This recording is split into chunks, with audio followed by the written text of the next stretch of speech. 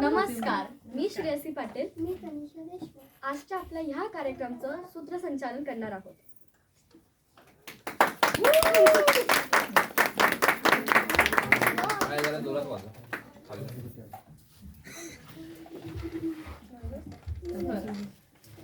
माती आणि माता फरक आहे वेलांटीचा. माती आणि माता फरक आहे वेलांटीचा. एक जन्म देते तर एक कुशीत घेते. भारत भूमी म्हणजे माता, जिने आपला जन्म दिला. त्याची संस्कृती आपण स्वीडनमध्ये आल्यावर पुढे नेत आहोत. आणि स्वीडन म्हणजे माती, जिने आपल्याला कुशीत घेतला आहे, जी आपली कर्मभूमी आहे, जी आपला उदरनिर्वाह करत आहे. या दोघा मातृभूमींचा अभिवादन करून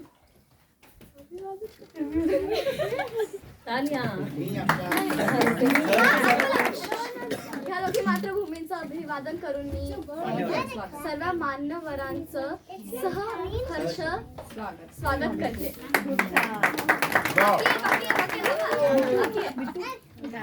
स्वागतम स्वागतम सुस्वागतम.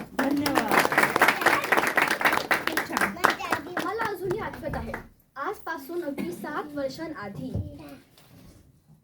किरण अंकल आणि रश्मी आंटीने त्यांच्या घरातली छोटीशी मूर्ती आणून घरात जे काही अवेलेबल असेल त्याच्याने थोडंफार डेकोरेशन करून आम्ही छोटासा असा गणपती ठेवला होता.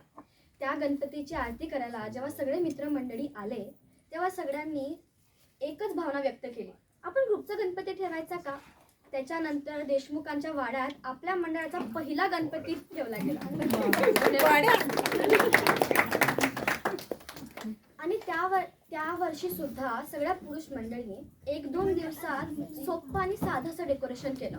पण त्याच्यानंतर 1 महिना आधी सगळे मिळून मेहनत करून अगदी चंद्रयान, शनिवार वाडा, राम मंदिर आणि ह्या वर्षी आपलं T20 स्टेडियम पर्यंत असं सुंदर सुंदर डेकोरेशन हर वर्षी करत आलो आहोत आपण. गणपती बाप्पा येणार हे विचार केल्यावर डोळ्यासमोर कोणतं चित्र येतं? सगळे पुरुष मंडळी 1 महिना आधी जमा होणार, मेहनतीने सुंदर अशी कलाकृती उभी करणार. तुम्हाला माहिती आहे का मित्रांनो,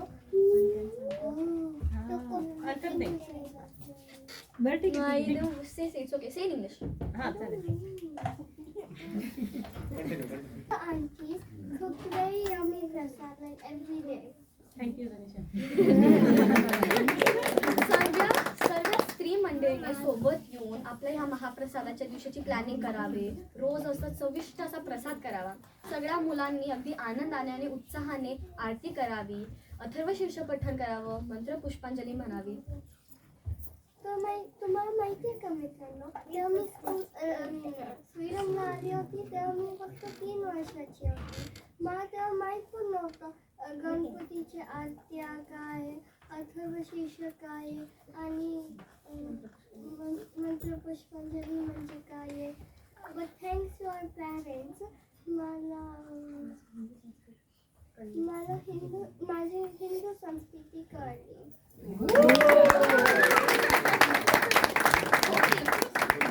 ओके, बरोबरच म्हणतेस तू. आता बघा, आपलं तर जाऊ दे, आपले सगळे छोटे छोटे मित्रमैत्रिणी जसं की मीरा, निशिता, रिधान, कियारा, ईशान यांचे तर जन्मही इथे झाले आणि शिक्षणही इथे सुरू झालं. मग त्यांना कोण शिकवणार आपली हिंदू संस्कृती? पण आपल्या ह्या मंडळामुळे रोज हर वर्षी गणपती ठेवल्यामुळे आज ते सुद्धा अगदी उत्साहाने गणेश चतुर्थी सेलिब्रेट करतात. जसं की इराने हर आरतीनंतर शिवाजी महाराज की जय म्हणणं असू दे, रिशिता आणि ईशानने अगदी उत्साहाने पूजामध्ये टाळ वाजवणं असू दे, नाहीतर रिधानने सर्वांना अथर्व शीर्षचे बुक्स वाटू देणे, कियाराने अगदी उत्साहाने टाळ्या वाजवणे. हे सगळं काय तर हे आहे संस्कार घडण. आणि आम्ही सगळे मुलं तुम्हा सगळ्या पॅरेंट्सला अगदी मनापासून धन्यवाद करतो की तुम्ही ही प्रथा सुरू केली आणि आम्हाला हे सगळं शिकवलं. धन्यवाद.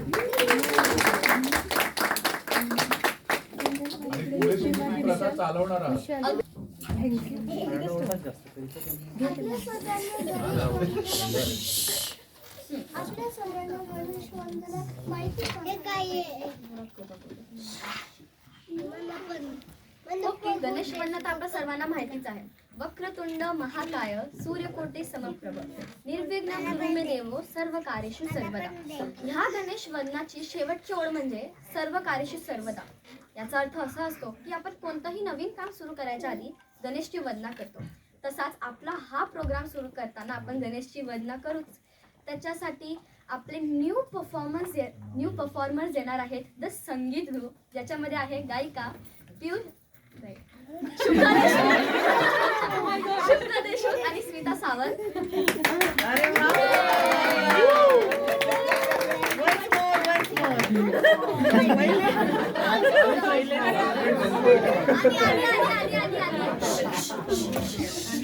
तबला वादक उस्ताद परेश देशमुख